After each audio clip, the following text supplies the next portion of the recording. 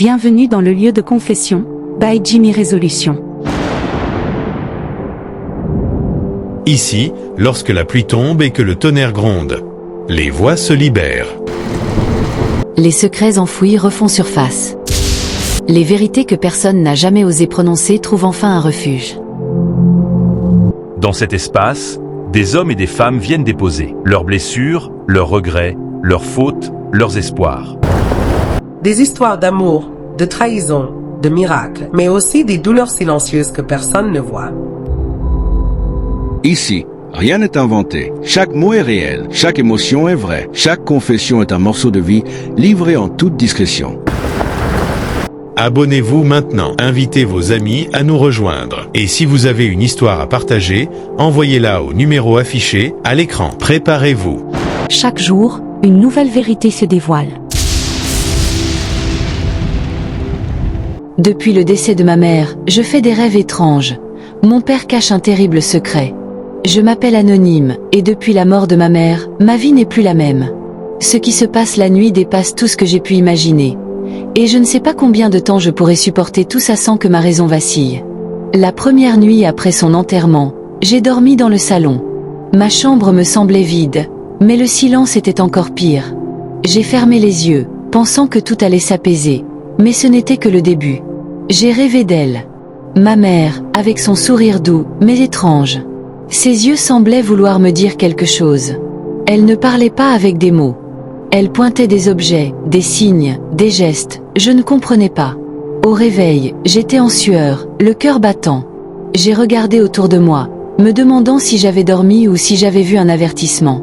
Chaque nuit, elle revenait. Elle apparaissait parfois sur mon lit, parfois à la fenêtre, parfois dans des pièces de la maison que je connaissais pourtant par cœur. Elle me montrait des symboles, un foulard, une pierre, un miroir fissuré. Toujours des signes, et moi incapable de les comprendre. Au début, j'ai pensé que c'était mon esprit qui me jouait des tours. Mais les symboles se répétaient dans la vraie vie. Objets déplacés, bruits étranges, odeurs que je reconnaissais comme celles de ma mère. Elle commença à m'alerter sur une présence. Mon père. Dans mes rêves, il était là, mais pas comme je le connaissais. Il observait, surveillait, et parfois même souriait d'un air que je ne pouvais interpréter. Elle essayait de me montrer qu'il savait qu'elle savait que quelque chose de terrible se préparait. Chaque rêve laissait un indice. Une lettre, un symbole, un geste de la main. Mais je ne savais jamais par où commencer.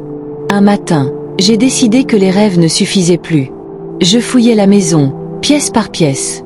Chaque objet, chaque vieux papier, chaque meuble semblait contenir un secret. Et parfois, je retrouvais exactement ce qu'elle m'avait montré la nuit précédente. J'ai trouvé un vieux carnet dans sa chambre. À l'intérieur, des symboles, des notes incomplètes, des phrases codées. Ma mère essayait de m'indiquer la vérité sur sa mort. Petit à petit, les pièces du puzzle se mettaient en place. Ma mère avait été victime de quelque chose de sombre et de puissant. Le père, il était impliqué.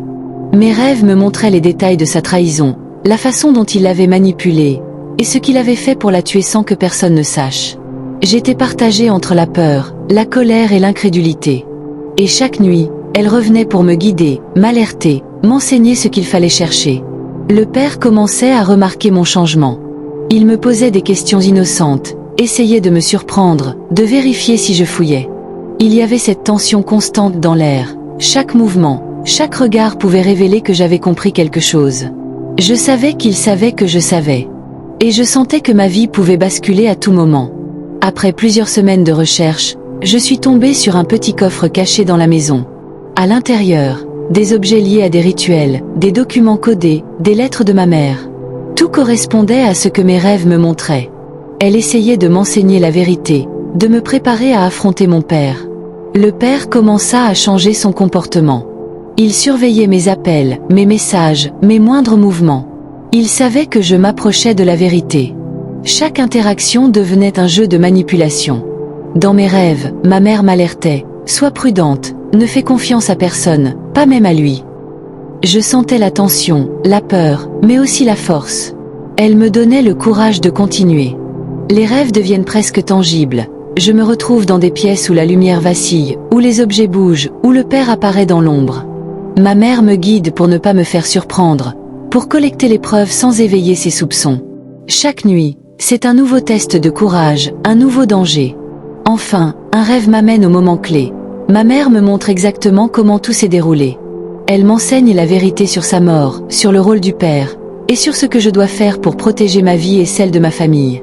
Je me réveille, le cœur battant, prête à agir, mais consciente que chaque mouvement peut déclencher la colère du père. Je commence à préparer ma stratégie. Les preuves sont là. Les indices sont clairs. Mais le danger est réel. Je sens le regard de mon père même quand il n'est pas là. Chaque bruit dans la maison devient un avertissement. Chaque rêve de ma mère devient une instruction vitale. Je sais maintenant que je dois être prête à tout. Si cette histoire t'a captivé et que tu veux savoir comment elle va confronter son père et découvrir la vérité complète, abonne-toi maintenant à le lieu de confession by Jimmy Résolution. Commentaire. Que feriez-vous si vous découvriez la vérité dans vos rêves? Croyez-vous aux signes et aux messages des défunts? Devrait-elle confronter son père maintenant ou attendre? Tita, ogano, mbindate, atinende. Ziye mo,